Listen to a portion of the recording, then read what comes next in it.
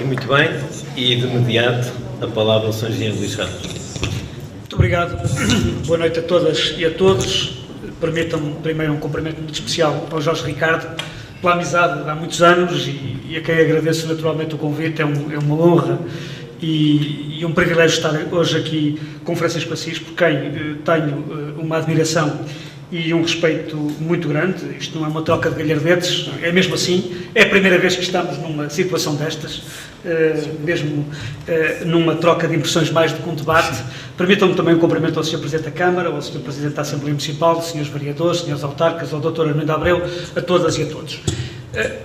É muito mais fácil fazer uma intervenção depois do Francisco Assis ter feito, por um lado, este enquadramento relativamente à evolução histórica da própria União Europeia, a primeira Comunidade Económica Europeia, e relativamente às considerações que ele teceu sobre a situação da Europa, com as quais eu concordo inteiramente. Eu sou como ele um otimista, sou como ele um europeu convicto, e tenho também uma crença de que a Europa é a melhor solução para Portugal. É uma solução possível, mas é uma solução que exige muita discussão, muito debate, e como dizia o Eduardo Lourenço, enfim, a discussão sobre a Europa é tão velha quanto a Europa. Não é uma discussão dos últimos anos, nem das últimas décadas, é uma discussão desde sempre. Mas permitam-me uma primeira nota, aliás, partilhando uma experiência recente que o Francisco Assis também já teve. Eu desde 2011, mas mais concretamente desde 2015, sou membro da delegação do Parlamento Português a uma coisa chamada Conselho da Europa. O Conselho da Europa muitas vezes é confundido com o Conselho Europeu, mas o Conselho da Europa é a instituição mais antiga da Europa, é uma instituição que tem sede em Estrasburgo, reúne 47 países, tem 800 milhões de habitantes, e é uma entidade que não tem as mesmas funções, nem os mesmos meios que a União Europeia, não tem dinheiro, mas trabalha com esses países todos. Imaginem o que é os países da União Europeia, indo por aí fora, com exceção da Bielorrússia, indo até à Rússia, até ao Azerbaijão, à Geórgia, enfim, todos os países do Bloco de Leste, e que trabalha essencialmente nas questões dos direitos humanos, do Estado de Direito, da democracia, que também é uma Europa. Nós, normalmente, quando falamos da Europa, da União Europeia e desta Europa mais restrita, e da Europa, esquecemos um pouco que a Europa é muito mais do que isso, e que esta Europa também existe, também tem problemas muito específicos e que cada vez mais, tendo em conta as alterações recentes em termos mundiais, as próprias alterações nos Estados Unidos, a situação na Rússia, a situação na Turquia, nos vai cair cada vez mais dentro deste espaço mais fechado, deste espaço mais privilegiado que é a União Europeia, mas que tem problemas muito comuns. Não tanto os problemas das migrações, não tanto os problemas económicos, mas tem, por exemplo, relativamente a esta deriva mais radical da extrema-direita, vamos utilizar este termo, mas de nacionalismos, com problemas cada vez mais acentuados, mesmo sobre o próprio futuro dos regimes democráticos, das liberdades, dos direitos fundamentais. E eu tenho, ao longo dos últimos anos, tido uma experiência muito enriquecedora que me permite olhar para a Europa com outros olhos, aliás, como o Francisco Assis, que foi membro também da delegação portuguesa e vice-presidente da delegação portuguesa no Conselho da Europa, o fez durante vários anos. E realmente, nós, quando olhamos desse lado, percebemos quão importante é a União Europeia e quão é fundamental, no fundo, esta entidade, que tem uma dimensão económica muito forte, mas também tem uma dimensão de valores. Aliás, tem-se visto, o combate atual é muito menos económico e muito mais pelos valores fundamentais dos direitos e dos valores democráticos. Quando o Parlamento Europeu decide, de alguma forma, penalizar ou sinalizar os desvios que alguns dos países estão a ter relativamente àquilo que são os valores essenciais das democracias e dos países que fundam esta União Europeia, é um sinal de que a Europa, ou a União Europeia, vai muito para além da economia e continua a ter esses valores. Eu não vou repetir muitas das coisas que o Francisco Assis disse, mas vou relembrar, talvez de uma forma mais sistemática, o livro branco sobre o futuro da Europa, o documento do Juncker, que de alguma forma apresenta 5 cenários. De uma forma talvez um bocadinho simplista, aliás tem sido acusado que este livro branco tem sido demasiado pragmático, mas no fundo as perguntas é o mesmo. O que é que nós queremos? Qual é a ambição? Qual é o futuro que nós queremos para a Europa?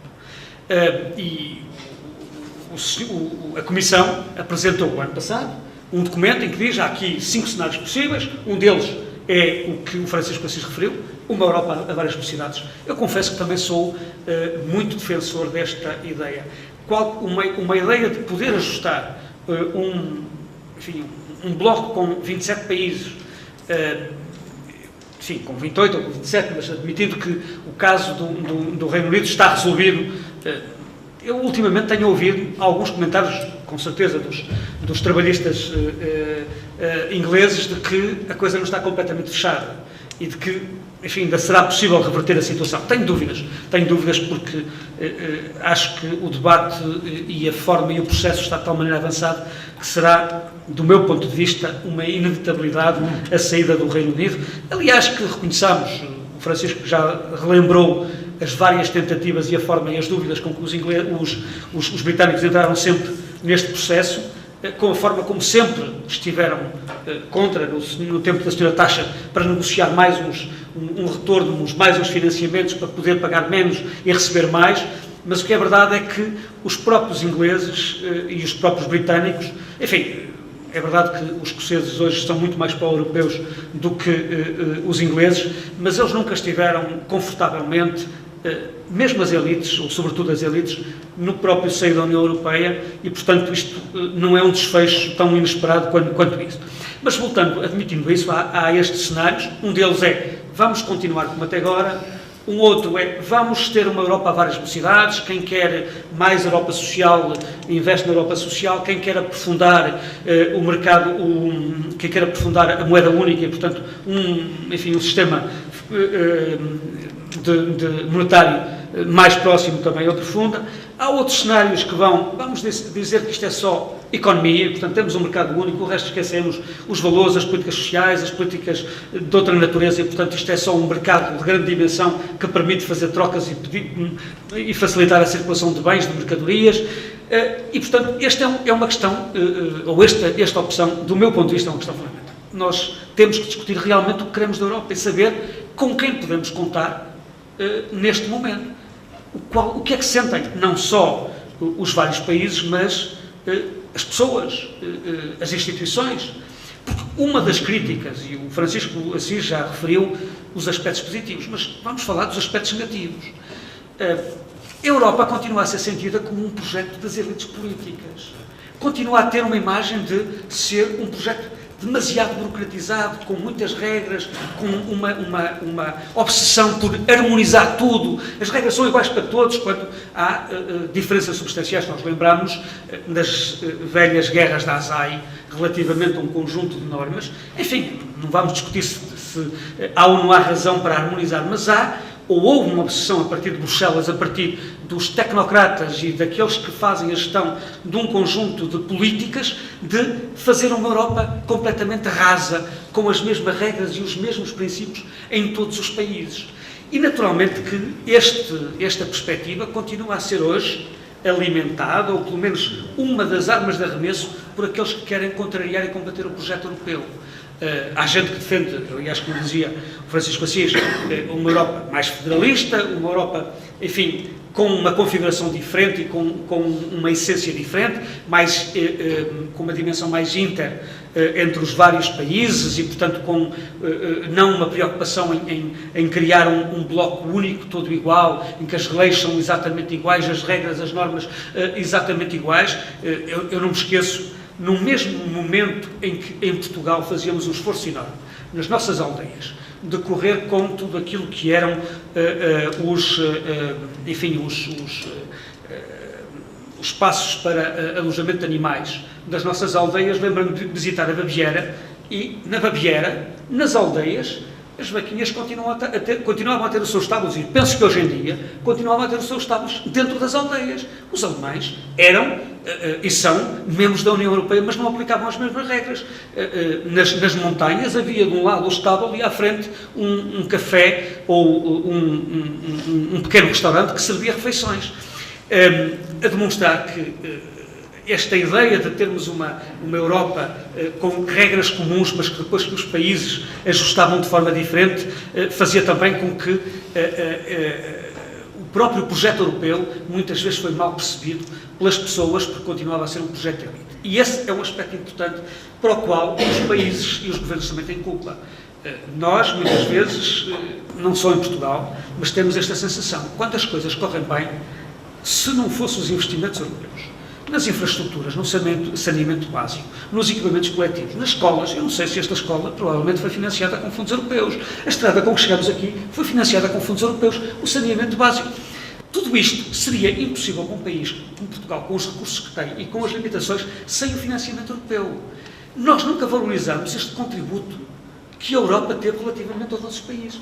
Mas quando as coisas corriam mal, como aconteceu agora na Itália, todos devem saber, quando a ponte caiu, a culpa é de Bruxelas. E os governos, muitas vezes, utilizaram a Europa para justificar os problemas e as dificuldades que tinham, mas nunca utilizaram a Europa para justificar e, de alguma forma, valorizar os sucessos e os objetivos que foram concretizados. Portanto, esta ideia de uma Europa elitista, burocrática, continua a ter um peso muito grande e, por muito esforço que tenha sido feito nos últimos anos, ainda não foi possível. O olhar que a grande maioria dos europeus tem sobre Bruxelas ou sobre a União Europeia é de um projeto que tem valia, mas que tem estas limitações.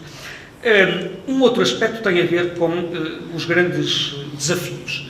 Eu dizia que é importante sabermos se nós queremos mais Europa, se queremos aprofundar um conjunto de matérias, se queremos continuar, como até agora, com esta diversidade e com, enfim, uma lentidão natural no avançar de alguns processos e de algumas políticas, dependendo de países que não têm os mesmos interesses, não têm as mesmas vontades e que vão continuar a atrasar o passo e, portanto, deixar que quem quiser avançar mais em algumas áreas o possa fazer, como acontece, por exemplo, na questão da moeda única.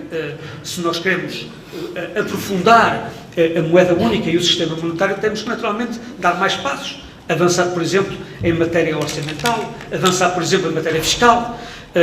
Eu sou muito favorável a essa ideia de que a Europa possa ter várias velocidades, não põe em causa o projeto europeu, tem que ter, naturalmente, regras, enfim, uma organização, um modelo até funcional diferente, mas permite criar uma Europa que pode caminhar mais longe e que pode mostrar resultados em algumas áreas e reforçar a sua competitividade. Porque o pior que pode acontecer à Europa neste momento é que, face a estas dificuldades todas, entramos num processo em que um conjunto de países trava definitivamente o próprio processo e o próprio projeto europeu e, de alguma forma, possam comprometer a sua eficácia. E depois há, do meu ponto de vista, três temas fundamentais. O Francisco Assis falou no tema das migrações e eu não posso estar mais de acordo. Eu julgo que, do ponto de vista das migrações, há uma realidade, e a realidade é clara, é factual, mostra que houve um processo que aconteceu e que foi crescendo durante uma série um tempo em que a crise síria era mais acentuada, mas que tem vindo a diminuir. Agora, há uma diferença, é que continua a ser a arma de arremesso de alguns grupos políticos, de algumas forças políticas, e continua a ter um impacto enorme em muitos países, sobretudo aqueles mais atacados e mais afetados pelo fenómeno migratório, e convenhamos, a Europa não foi capaz de responder nem a tempo, nem bem. Várias tentativas, nomeadamente, enfim, aquele exercício de procurar descarregar nos países que serviam de tampão, nomeadamente a Turquia, negociando com esses países uma solução para resolver o problema e para evitar que os migrantes chegassem à Europa, foi uma solução que, enfim, demonstrava sobretudo que os países e, sobretudo, os responsáveis governamentais queriam era afastar o problema do centro da Europa e não resolvê-lo. A outra questão foi não agir imediatamente relativamente à separação efetiva entre refugiados e entre migrantes, porque uma coisa são os refugiados que fogem por razões de perseguição, por razões de guerra, outras são todos os fluxos migratórios de gente que por razões económicas e que são razões completamente aceitáveis e compreensíveis e normais, mas não havendo a capacidade para receber esta gente toda havendo divergências fundamentais entre os vários países relativamente a estas várias componentes das migrações, a Europa foi lavando as mãos e foi, de alguma forma, adiando a resolução do problema, deixando-se, de alguma forma, enredar num conjunto de outro tipo de movimentos. Enfim, poderemos depois entrar no debate relativamente a esses detalhes, mas o que é verdade é que saímos todos muito mal, não fomos capazes de gerir esta situação e, sobretudo, as situações de emergência com a capacidade política e a urgência que a situação precisava, e o problema migratório foi um problema que foi utilizado pelos grupos mais radicais, nomeadamente da extrema-direita, para conquistar, de alguma forma, até de um modo muito simplista, muito irracional, mas alimentar os medos das pessoas, associando o problema da migração a problemas sociais e a problemas económicos, e que fez com que, hoje em dia, por exemplo, do meu ponto de vista, a emergência de movimentos da extrema-direita na Suécia, ou na Hungria, ou na Polónia, em países que têm situações económicas e histórias e culturas completamente diferentes, é preocupante. É preocupante porque, de alguma forma, esta mesma utilização das migrações para alimentar os medos, para despertar e fazer ressuscitar medos e colocar as pessoas escolhendo opções radicais da própria Itália. É indiscutível que o aparecimento e o peso que algumas forças políticas mais radicais tiveram em Itália estão associadas às migrações. Portanto, eu acho que esta questão das migrações, mesmo tendo acabado, de alguma forma, pelo menos para já reduzido fortemente os movimentos migratórios, continua a ser um tema do ponto de vista político, relativamente ao qual a Europa tem que ter uma posição muito mais clara e uma política muito mais eficaz. Tanto mais que nós vamos precisar, a Europa vai precisar de gente. Como aconteceu nos anos 60 e no finais dos anos 50, com muitos dos nossos conterrâneos que saíram daqui e que foram acolhidos de braços abertos na Alemanha e na França, nós vamos precisar no futuro de mais gente, porque todas as projeções demográficas, todas as avaliações dizem que, naturalmente, vão faltar braços e vai faltar gente para poder garantir, no fundo, o suporte económico destes países. Portanto, para mim, as migrações é um tema fundamental. Um outro tema tem a ver com as questões económicas. O mundo está a mudar a um ritmo muito, muito rápido. E nós temos um problema, enfim, é a nossa condição natural. Nós estamos habituados a olhar para o futuro um bocadinho pelo retrovisor, com as nossas experiências de vida, com os próprios movimentos e com as dinâmicas que estamos habituados, com as transformações que estamos habituados a ver. Mas pensem bem, os últimos 20 anos, antes de haver computadores, imaginem, ou pensem um bocadinho nas transformações e nas mudanças que aconteceram nos últimos anos, nas últimas 2 décadas. Foram mais profundas, mais importantes, mesmo a nível daqueles aspectos fundamentais como é o trabalho, como é o emprego, foram enormes. Ora, todos os estudos dizem que a próxima década e as próximas 2 décadas vão ser brutais. E nós estamos relativamente atrasados, nós europeus, nós Europa, e desse ponto de vista não posso estar mais de acordo, nós só conseguimos vencer o que aí vem se realmente a Europa for um bloco economicamente forte, for capaz de recuperar algum desse atraso e for capaz de desenvolver os mecanismos e as políticas necessárias para enfrentar a robotização, a ideia de que vai haver um conjunto de empregos que vão desaparecer. É inevitável. Não sei se lembram, mas nós já vivemos algumas destas coisas. Lembram-se quando nas portagens das autoestradas estavam cheias de gente? Lembram-se quando as bombas de gasolina tinham uma série de gente a trabalhar? Vão ver nos supermercados, muitas das caixas e muitas das pessoas que estão ali a trabalhar vão desaparecer. Há uma quantidade de empregos que vão desaparecer graças a um conjunto de desenvolvimentos e de tecnologias que vão... E isto vai ter uma escala e uma projeção que nos obriga a antecipar e a encontrar soluções para resolver o problema do emprego. Reparem que um dos maiores problemas que nós hoje temos do ponto de vista social, económico e político tem a ver com os jovens. As gerações como a minha e provavelmente a de Francisco Assis, nós quando acabávamos um curso superior tínhamos mais ou menos a garantia de que iríamos ter um emprego. E portanto que o problema iria ser, enfim, era uma questão de alguma aplicação, trabalho, empenho, e tínhamos o problema resolvido. Hoje em dia, um dos grandes problemas que existe, para além das desigualdades sociais, que é outro problema importante, este problema do emprego e sobretudo da expectativa e da esperança dos jovens relativamente à sua inserção no mercado de trabalho, da vida em sociedade, é um dos grandes desafios. E eu julgo que, para além de algumas políticas importantes que a Europa tem desenvolvido e a União Europeia tem desenvolvido, nós ainda não fizemos nem trabalhamos o suficiente para garantir o impacto e o choque que aí vem. E, sobretudo, garantir condições para que as gerações futuras consigam ter essa possibilidade de se inserirem no mercado de trabalho, terem a sua realização pessoal, profissional, familiar, que tem muito a ver também com os problemas da demografia que nós vivemos, quer dizer, a precariedade, as dificuldades de trabalho, de alguma estabilidade, para além de outras alterações de natureza cultural, social, criaram muitas dificuldades em matéria da própria reposição das gerações, mas esse para mim é um problema fundamental. E eu tenho visto que há um debate muito grande na União Europeia, mas continuam a tardar algumas políticas eficazes desse ponto de vista. Nós, aquilo que o Francisco dizia há pouco sobre a relação com a indústria, a Europa perdeu completamente a sua indústria porque imaginou a certa altura, e aí não foram só os políticos, os economistas diziam, nós podemos deixar os chineses fabricar as peças, nós ficamos com a inteligência, nós ficamos com os engenheiros, nós fazemos o desenho das peças, nós fazemos a concepção, nós depois vendemos. Só que os chineses, rapidamente, passaram da produção à concepção, à comercialização, dominaram a fileira toda. E, portanto, no setor automóvel, por exemplo, foi um dos casos onde isso acontecia. Nós achávamos que eles iam fazer os nossos automóveis lá e depois que nós os importávamos, que eles traziam para cá outra vez para vender. Perdemos completamente numa série de áreas estratégicas, áreas fundamentais, e essa capacidade de controlar e influenciar as fileiras produtivas. E, naturalmente, que perdendo a indústria continua a ser uma parte fundamental da economia. Achávamos que iríamos desenvolver outras áreas económicas, outras fileiras para substituir a indústria. O que é verdade é que não conseguimos fazer. Reparem que, por exemplo, nas grandes empresas, na área das novas tecnologias, quantas são europeias? Perdemos completamente a guerra. Marcas de computadores, de telemóveis.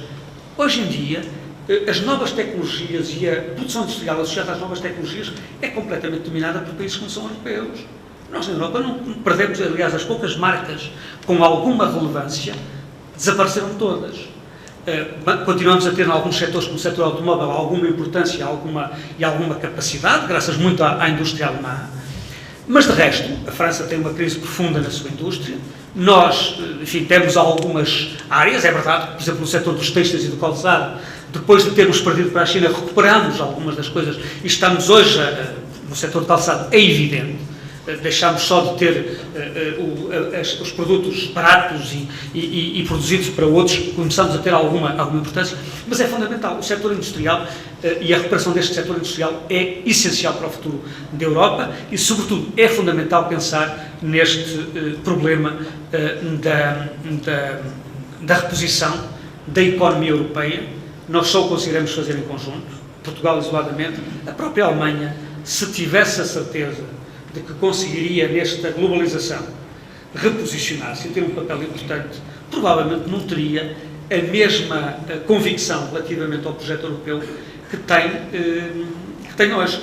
E muita da gente que está arrependida, ou pelo menos tenta reverter o processo do Brexit, pensa da mesma forma. É que, mesmo admitindo que seria ótimo para os ingleses continuarem no sistema financeiro, onde eles realmente tinham e têm uma posição privilegiada, fora da Europa, continuar a ter uma economia importante, hoje em dia percebem de que a saída do Reino Unido do projeto europeu pode ser fatal para a própria economia, enfim, do Reino Unido.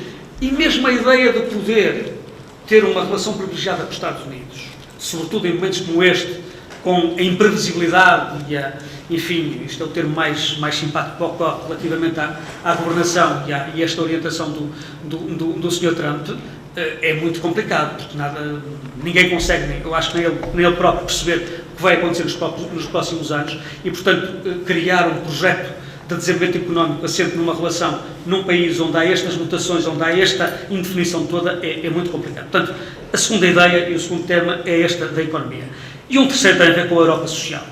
Eu julgo, e eu sou muito sensível a essa matéria, nós hoje temos um problema complicado. E não é por hoje o Bloco de Esquerda e o PCP terem discutido a relação entre o vencimento dos funcionários e dos dirigentes das empresas. É porque há um problema de desigualdade social que se acentua e que se agrava e que tem muito a ver com, por um lado, a globalização, mas também com este sistema, ou este modelo económico que nós temos, onde a dimensão financeira é claramente dominadora relativamente a todas as relações de produção ao longo da cadeia. De outra forma, é verdade que a especulação financeira, os ganhos imediatos, os ganhos próximos e a própria desregulação dos mercados financeiros subverteu completamente as relações económicas. E nós hoje temos um problema muito, muito complicado, que é um problema fundamental para as próprias democracias. Na minha opinião, acho que muitas das questões que se estão a colocar hoje relativamente à emergência de partidos mais radicais não têm a ver só com questões de imigração, não têm a ver com questões ideológicas, têm a ver com os medos e com os sentimentos que as pessoas têm. Em países que tiveram, ao longo dos últimos 30, 40 anos, uma situação económica muito estável e que, de um momento para o outro, começam a ter problemas enormes e dificuldades cada vez mais acrescidas. E a Europa tem e pode ter um papel fundamental em termos sociais. Não é só em poder aproximar os próprios Estados e as próprias condições. Por exemplo, tem-se falado muito na existência de um subsídio de desemprego ou de apoios sociais ao desemprego a nível europeu, mas tem a ver sobretudo com o modelo social europeu, que tem, do meu ponto de vista, do ponto de vista da coesão social, do próprio valor da Europa, uma importância enorme. E, naturalmente, que se nós não tivermos uma Europa fundada neste valor face às dificuldades e aos problemas que se avizinham, eu aí já sou muito mais pessimista. Eu acho que nós não formos capazes de... só uma nota aqui, enfim, uma nota de rodapé. Aquilo que está acontecendo nos Estados Unidos não tem só a ver com o senhor que enfim, tem alguns problemas de equilíbrio e algumas dificuldades de visão e de leitura do mundo.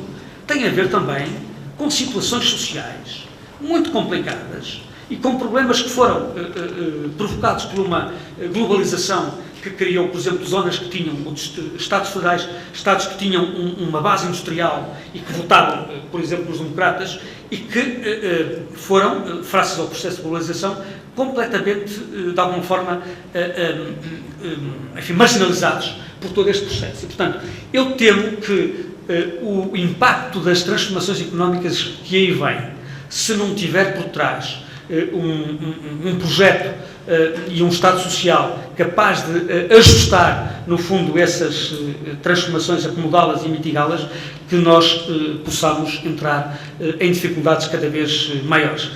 Naturalmente que há outras questões, há as questões das alterações climáticas, que são muito importantes. Os problemas das alterações climáticas são problemas que vão ter impacto e que estão a ter impacto a todos os níveis, económico, enfim, social, político, de várias dimensões. A Europa tem tido um papel importante e tem dado um passo importante no sentido de poder responder a esses desafios.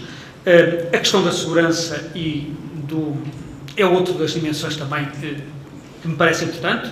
Nós não sabemos o que vai acontecer relativamente ao futuro, quer da posição dos Estados Unidos. Tudo é possível, mas o que é verdade é que a Europa tem que pensar que tem que começar a tratar dos seus problemas, tem que garantir a sua segurança e a segurança dos seus cidadãos e, portanto, tem de alguma forma poder ter respostas para isso. Todos esses problemas são importantes, há outros, mas do meu ponto de vista, os três que eu referi são aqueles que mais me preocupam neste momento e são aqueles que devem merecer não só uma resposta adequada da Europa, mas que devem justificar o projeto europeu, que continua a ser muito importante, não só para todos os europeus, mas em particular para nós, Portugal, portugueses. Julgo que é um desafio que devemos continuar a abraçar e um projeto que devemos continuar a trabalhar por ele e a caminhar neste sentido. Muito obrigado.